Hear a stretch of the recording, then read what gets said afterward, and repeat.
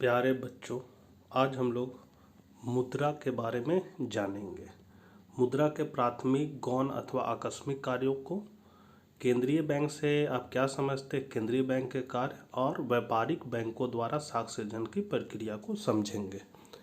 शुरू करने से पहले आपसे निवेदन है, अपने चैनल इकोनॉमिक्स प्लस पर आप नए हैं तो कृपया करके चैनल को सब्सक्राइब कर दें और बगल में जो घंटी दिख रहा है उसको ज़रूर दबा दें, क्योंकि उसी से आपको प्रत्येक वीडियो की नोटिफिकेशन सबसे पहले प्राप्त होगी।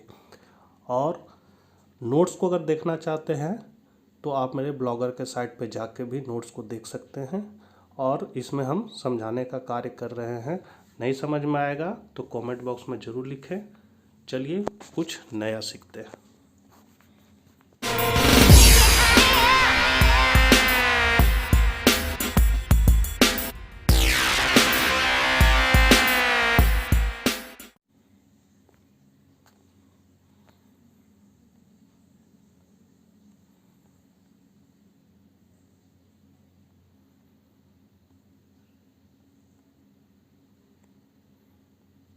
मुद्रा के कार्यों का संक्षिप्त विवरण दें अथवा मुद्रा के प्राथमिक, गौण तथा आकस्मिक कार्यों का वर्णन करें।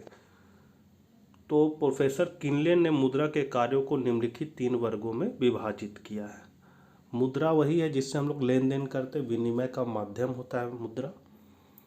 तो मुद्रा के 3 कार्यों में पहला है प्राथमिक या मुख्य कार्य, इसे आधारभूत अथवा मौलिक कार्य भी कहते हैं। मुद्रा के मुख्य कार्य 2 हैं। पहला विनिमय का माध्यम, मतलब ये लेन देन के काम में आता है। वस्तु विनिमय प्रणाली, मतलब जहाँ पर हम लोग सामान किसी को देते थे और बदले में सामान लेते थे। जैसे हम किसी को 1 किलो प्याज दिए, बदले में 1 किलो आलू ले लिए, तो ये हुआ वस्तु विनिमय प्रणाली की एक मुख्य कठिनाई यह थी कि उनमें आवश्यकताओं के दोहरे संयोग का अभाव पाया जाता था। मतलब अगर हमको आटा चाहिए तो हमको बाज़ार में ऐसा आदमी ढूंढना पड़ेगा जो हमको आटा दे दे और बदले में मेरा सामान ले ले। तो ये हुआ आवश्यकता के दोहरे संयोग। मुद्रा ने इस कठिनाई को दूर कर दिया। आज किसी वस्तु को बेचकर मुद्रा प्राप्त कर ली जाती है और उस मुद्रा से आवश्यकता अनुसार बाजार में वस्तुएं खरीदी जाती है, अर्थात मुद्रा विनिमय का माध्यम है। दूसरा कार्य है मूल्य का मापक। मुद्रा लेख की इकाई के रूप में मूल्य का मापदंड करती है। लेख की इकाई से अभिप्राय यह है कि प्रत्येक वस्तु तथा सेवा का मूल्य मुद्रा के रूप में मापा जाता है। मतलब कोई भी सामान कहते हो, भैया थोड़ा पार्ले जी बिस्कुट दिए, 10 रुपया दाम है, तो हम उसको 10 रुपया देंगे, वो बदले में हमको पार्ले जी बिस्कुट दे देगा। मतलब हर वस्तु का मूल्य फिक्स रहता है। मुद्रा के द्वारा सभी वस्तुओं तथा सेवाओं के मूल्य अथवा कीमतों को मापा जा सकता है तथा व्यक्त किया जा सकता है। अगला कार्य है मुख्य कार्य के बाद गौण अथवा सहायक कार्य। इस श्रेणी में उन कार्यों को सम्मिलित करते हैं जो प्राथमिक कार्यों के सहायक हैं, इसलिए इसका नाम पड़ गया सहायक कार्य। इसमें निम्न कार्य हैं। पहला, स्थगित भुगतानों का मान। जिन लेन देनों का भुगतान तत्काल न करके भविष्य के लिए स्थगित कर दिया जाता है उन्हें स्थगित भुगतान कहा जाता है। मतलब दुकान से हम उधार में सामान ले लिए कि भैया सामान दे दीजिए, हम 15 दिन बाद आपको पैसा दे देंगे। मुद्रा को स्थगित भुगतानों का मान इसलिए माना गया है क्योंकि अन्य किसी वस्तु की तुलना में इसका मूल्य स्थिर रहता है, इसमें समान स्वीकृति का गुण पाया जाता है, अन्य वस्तु की तुलना में यह अधिक टिकाऊ है। स्थगित भुगतानों के मान के रूप में कार्य करके मुद्रा पूंजी निर्माण में सहायक होती है। अगला है मूल्य का संचय, मतलब हम लोग पैसा को जमा करके रख सकते हैं। मुद्रा के मूल्य संचय से अभिप्राय यह है कि मुद्रा को वस्तुओं तथा सेवाओं के लिए खर्च करने का तुरंत कोई विचार नहीं है। प्रत्येक व्यक्ति अपनी आय का कुछ भाग भविष्य के लिए बचाता है, इसे ही मूल्य का संचय कहा जाता है। मुद्रा के रूप में मूल्य का संचय करना सरल होता है क्योंकि मुद्रा को सब लोग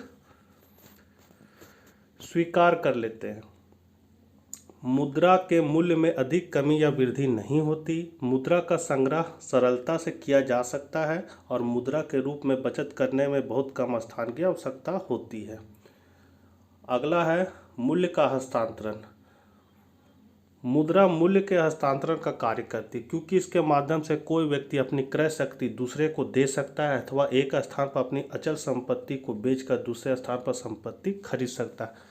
दुमका में ज़मीन बेच दिए और जाके रांची में इकट्ठा ज़मीन खरीद के वहाँ घर बना के रह रहे हैं, तो ये हुआ मूल्य का हस्तांतरण, मतलब हम अपनी संपत्ति किसी दूसरे को आसानी से दे सकते हैं।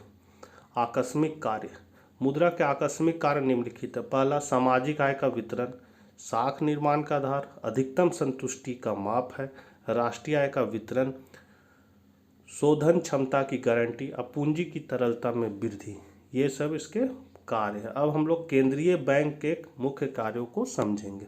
तो डी कॉक के शब्दों में केंद्रीय बैंक वह बैंक है जो देश की मौद्रिक तथा बैंकिंग प्रणाली के शिखर पर होता है। मतलब बैंकों का बैंक, मतलब बैंक का मालिक केंद्रीय बैंक, जिसकी स्थापना 1 अप्रैल 1935 को की गई थी। ऑब्जेक्टिव में ये क्वेश्चन अधिकांशतः पूछा गया है कि इसकी स्थापना कब की, तो 1 अप्रैल 1935 को। एक केंद्रीय बैंक द्वारा किए जाने वाला मुख्य कार्य निम्नलिखित है। पहला, केंद्रीय बैंक क्या करता है? पहला कार्य मुद्रा जारी करना। वर्तमान समय में संसार के प्रत्येक देश में नोट मुद्रा छापने का एकाधिकार केवल केंद्रीय बैंक को ही प्राप्त होता है और केंद्रीय बैंक द्वारा जारी किए गए नोट सारे देश में असीमित विधिग्राह्य के रूप में घोषित होते हैं, मतलब सभी देश में वो मान्य होता है। सरकार का बैंक, केंद्रीय बैंक में पैसा कौन रख सकता है या ले सकता है? तो ये सरकार का बैंक होता है, आम आदमी का बैंक नहीं होता है। केंद्रीय बैंक सभी देशों में सरकार के बैंकर, एजेंट एवं वित्तीय परामर्शदाता के रूप में कार्य करते हैं। सरकार बैंकर के रूप में या सरकारी विभागों के खाते रखता है तथा सरकारी कोषों की व्यवस्था करता है। यह सरकार के लिए उसी प्रकार कार्य करता है जिस प्रकार व्यावसायिक बैंक अपने ग्राहकों के लिए करते हैं। आवश्यकता पड़ने पर सरकार को बिना ब्याज के ऋण दिया जाता है। मतलब जैसे आम आदमी व्यावसायिक बैंक, मतलब जितना बैंक हमको आसपास में दिखता है वो सब व्यावसायिक बैंक है। जिस तरह हम वहाँ से लेन देन अपना करते हैं उसी तरह सरकार अपना लेन देन केंद्रीय बैंक से कर सकता है। तीसरा, बैंकों का बैंक, केंद्रीय बैंक देश के अन्य बैंकों के लिए बैंक का कार्य करती है। मतलब जितना भी व्यावसायिक बैंक है सबका खाता केंद्रीय बैंक में होता है। केंद्रीय बैंक अन्य बैंकों के नगद कोष का कुछ भाग अपने पास जमा के रूप में रखता है ताकि ग्राहकों की मांग होने पर वह उनके धन की अदायगी कर सके, मतलब उन्हें दे सके। बैंकों का निरीक्षण, अब चूंकि मालिक है तो ये देखेगा कि और सब जो व्यावसायिक बैंक है वो कार्य ठीक से कर रहा है कि नहीं, खाली अमीर का झोली भर रहा है कि गरीब पर भी ध्यान दे रहा है, तो इसके लिए बैंक निरीक्षण का कार्य करता है।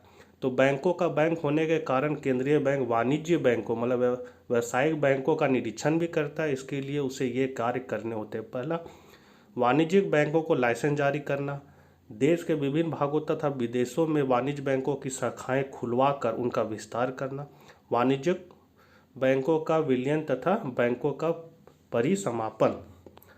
अगला है अंतिम ऋणदाता, यह अंतिम ऋणदाता है।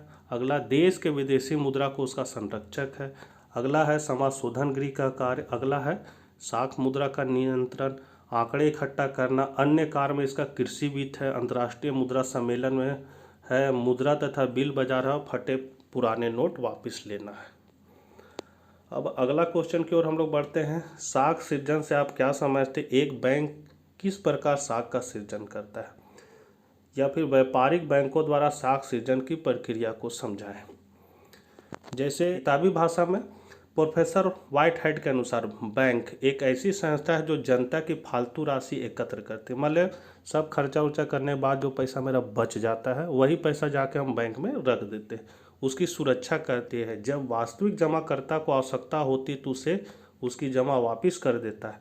मतलब जब जिसका खाता है उसको पैसा की ज़रूरत होगा तो जब उसको ज़रूरत होगा जाके बैंक से निकाल लेगा, तथा उस राशि को जिनकी वास्तविक जमाकर्ता को आवश्यकता नहीं होते उन्हें रुपया उधार देती है। और जब देखेगा कि पैसा पड़ा हुआ है और जिसको ज़रूरी है, जिसका खाता नहीं है वहाँ, लेकिन उसको अगर लोन चाहिए तो वो खाता खुला के वहाँ से लोन ले सकता है। तो रुपया उधार देती है जो जमानत दे सकते हैं। मतलब अगर हम किसी से माने बैंक से उधार ले रहे हैं तो उसके बदले हमको कुछ चीज़ गिरवी रखना पड़ेगा। व्यापारिक बैंक मांग जमाव के रूप में मुद्रा पूर्ति का एक महत्वपूर्ण साधन होते हैं। व्यापारिक बैंकों की मांग जमाएं उनके नगद कोषों से कई गुना अधिक होती है। यदि मान लो नगद कोष 100 रुपये है और यदि मांग जमाएं चेक द्वारा निकाली जाने वाली जमाएं मान लो 1000 रुपये है, तो इसका अर्थ यह है कि अर्थव्यवस्था में मुद्रा की पूर्ति में 1000 रुपये मूल्य के मांग जमाव के रूप में परिवर्तित कर लेता है, या निम्न प्रकार से होता है। कैसे होता है? तो देखिए पहला, यदि एक बैंक के पास 1,000 रुपया की जमा राशि पड़ी है तो बैंक अधिकारियों को अपने अनुभव के आधार पर यह ज्ञात होता है कि सभी जमाकर्ता एक ही समय इस राशि को निकलवाने के लिए नहीं आएंगे।